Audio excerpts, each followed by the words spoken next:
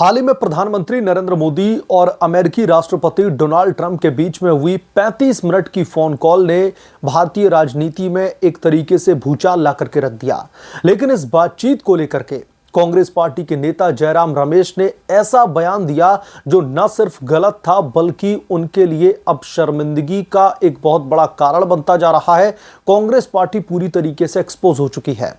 आज हम इस पूरे मामले को आपके सामने एक्सपोज करेंगे और बताएंगे कि कैसे जयराम रमेश का झूठ पकड़ा गया और कांग्रेस पार्टी की सच्चाई फिर से लोगों के सामने उजागर हो गई। दरअसल दोस्तों 18 जून 2025 को विदेश सचिव विक्रम मिश्री ने प्रेस को बताया था कि प्रधानमंत्री मोदी और राष्ट्रपति ट्रंप के बीच में 35 मिनट की फोन कॉल हुई थी। इस बातचीत में प्रधानमंत्री मोदी ने ऑपरेशन सिंदूर के बारे में स्पष्ट किया है। भारत ने पाकिस्तान के अनुरोध पर तनाव कम किया, ना कि किसी तीसरे पक्ष की मध्यस्थता या फिर व्यापार समझौते के कारण। यह एक मजबूत संदेश था कि भारत अपने विदेश नीति में स्वतंत्र और आत्मनिर्भर है। लेकिन इस साफ सुथरी बातचीत को कांग्रेस पार्टी ने विवाद का रूप देने की कोशिश की। जयराम रमेश, जो कि कांग्रेस पार्टी के महासचिव हैं, उन्होंने इस कॉल पर सवाल खड़े कर दिए और एक पुराना दरअसल जनवरी 2025 का अमेरिकी प्रेस नोट दिखा करके दावा किया कि ट्रंप और विदेश सचिव के बयानों में अंतर है। आप लोग समझिए, मोदी को क्रिटिसाइज करने के लिए ये लोग इतने आतुर हैं कि जो फैक्ट्स दिखा रहे हैं उनको चेक भी नहीं करते। पुराने फैक्ट्स पर मोदी की क्रिटिसिज्म। जयराम रमेश ने जल्दबाजी में कहा कि ट्रंप ने प्रेस नोट में भारत पाकिस्तान के बीच में व्यापार और हथियारों की खरीद की बात की है, जबकि विदेश सचिव ने कुछ और कहा। लेकिन भारतीय जनता पार्टी ने तुरंत इस झूठ को जो कांग्रेस पार्टी के द्वारा बोला गया था उसे पकड़ लिया। बीजेपी आईटी सेल प्रमुख अमित मालवीय ने खुलासा किया कि जयराम रमेश जिस प्रेस नोट की बात कर रहे थे वो जनवरी 2025 का पुराना था। हाल की बातचीत पर व्हाइट हाउस ने कोई भी आधिकारिक बयान जारी नहीं किया था। जयराम रमेश का दोस्तों ये दावा न सिर्फ गलत था बल्कि भारत की मजबूत विदेश नीति को कमजोर करने की एक नापाक कोशिश थी। इसीलिए मैं बोलता हूं, कांग्रेस की हरकतों में और पाकिस्तान की हरकतों में कोई ज्यादा फर्क है नहीं। उन्होंने दावा किया कि ट्रंप ने 14 बार कहा कि उनकी मध्यस्थता से भारत पाकिस्तान के बीच में जो युद्ध चल रहा था वो रुका था। लेकिन यह भी एक अतिशयोक्ति थी जिसे भारतीय जनता पार्टी ने तथ्यों के साथ में खारिज कर दिया। जब दोस्तों जयराम रमेश का झूठ पकड़ा गया तो उन्हें मजबूरन माफी भी मांगनी पड़ी। उन्होंने एक्स पर लिखा कि मैं नॉन बायोलॉजिकल नहीं हूं, मुझसे गलती हुई है और मैंने तुरंत इसे सुधारा भी है। लेकिन उनकी ये माफी भी दोस्तों हास्यास्पद थी। नॉन बायोलॉजिकल जैसे शब्दों का इस्तेमाल करके उन्होंने खुद को और कांग्रेस पार्टी को दरअसल मजाक का पात्र बना दिया है। बीजेपी ने इसे कांग्रेस की हताशा का प्रतीक बताया। केंद्रीय मंत्री हरदीप सिंह पुरी ने कहा कि जिनके झूठ हर दिन उजागर होते हैं, ऐसी पार्टी से और क्या ही उम्मीद की जा सकती है। भारतीय जनता पार्टी ने यह भी कहा कि कांग्रेस ऑपरेशन सिंदूर की सफलता को पचा नहीं पा रही है और झूठ फैला करके भारत की वैश्विक छवि को नुकसान पहुंचाने की कोशिश कर रही है। दोस्तों यह पहली बार नहीं है जब कांग्रेस ने तथ्यों को तोड़ मरोड़ करके प्रधानमंत्री नरेंद्र मोदी और भारत की छवि को खराब करने की कोशिश की हो। चाहे वो पीएम मोदी के पॉडकास्ट पर नॉन बायोलॉजिकल वाले बयान को गलत तरीके से पेश करना हो या फिर G7 शिखर सम्मेलन में भारत को न्योता न मिलने को कूटनीतिक विफलता बताना हो। कांग्रेस पार्टी बार बार गलत बयानबाजी करती रहती है और इनकी गलत बयानबाजी की तरफ से गांधी परिवार से लेकर के कांग्रेस पार्टी की जो तमाम कार्यकर्ता और नेता हैं, सबकी फजीहत होती हुई दिखाई देती है। और इस बार कांग्रेस की फजीहत की एक बड़ी वजह बन बैठे हैं जयराम रमेश। जयराम रमेश ने पहले भी मौलाना आजाद की तस्वीर को कांग्रेस के विज्ञापन से हटाने पर माफी मांगी थी। यह दिखाता है कि कांग्रेस पार्टी की रणनीति में गलतियों और माफी मांगना एक पैटर्न सा बन चुका है। पहले आकर के मीडिया के सामने इस तरीके के उलूल-जुलूल स्टेटमेंट दे दो और फिर गिड़गिड़ाने लगो।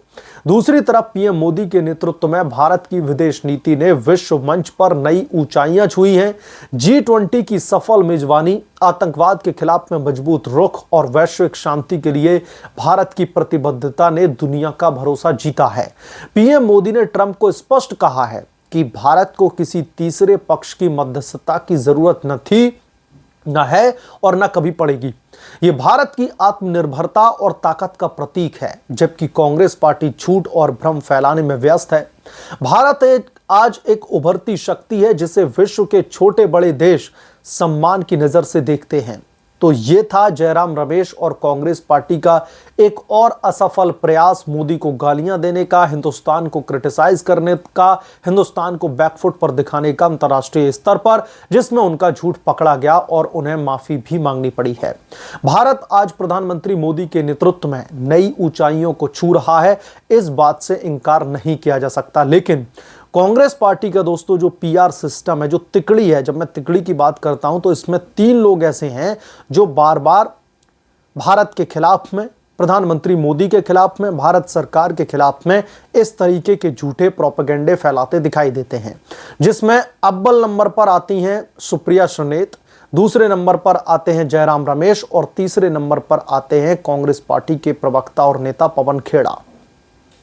इनकी तरफ से एक के बाद एक ऐसे स्टेटमेंट दिए जाते हैं जो यकीनन तौर पर पहले कांग्रेस पार्टी को लगता है कि हमारी तरफ से जो तर्कस से राजनीतिक तीर छोड़े गए हैं वो बिल्कुल सही दिशा में छोड़े गए हैं।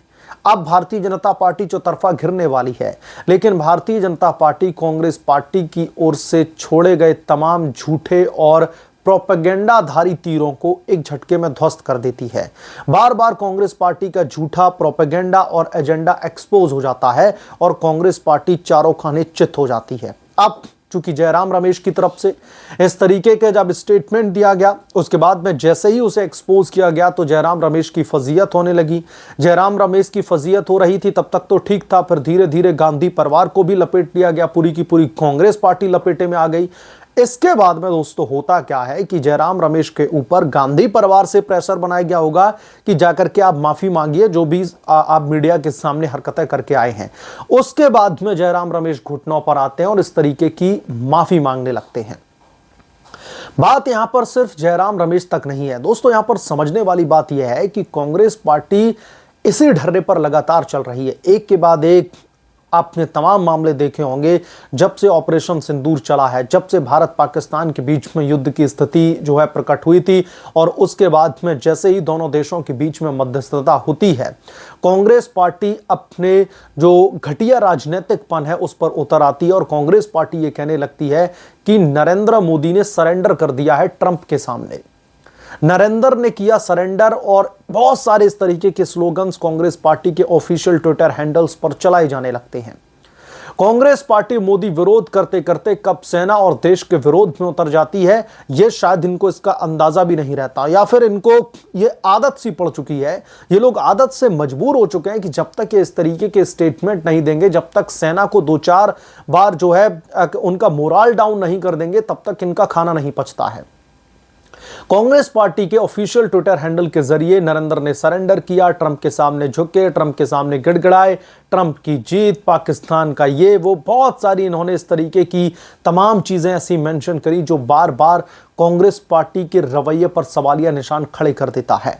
कांग्रेस पार्टी अपनी हरकतों से बाज नहीं आती। कई बार उसे यह समझाने की कोशिश की गई कि आप मोदी का विरोध कीजिए, मोदी के विरोध तक सीमित रहिए, लेकिन जब भारतीय सेना के मोराल डाउन करने की बात आती है, अगर आप इस तरीके के बयान देंगे तो इस देश की जनता आपको कतई माफ नहीं करेगी।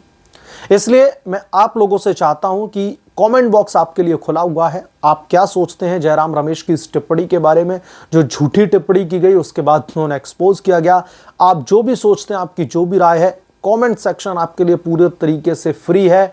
वहां पर आप अपना फ्रीडम ऑफ एक्सप्रेशन और फ्रीडम ऑफ स्पीच जो है व्यक्त कर सकते हैं। जो भी आपके कमेंट होंगे, मैं उत्सुक रहता हूं तमाम कमेंट्स को पढ़ने के लिए, इसलिए जितना ज्यादा हो सके इस वीडियो में आप जाकर के अपनी राय व्यक्त कीजिए। बहरहाल इस वीडियो में इतना ही, जल्द मिलूंगा किसी दूसरे बड़ी रिपोर्ट के साथ में, तब तक के लिए धन्यवाद।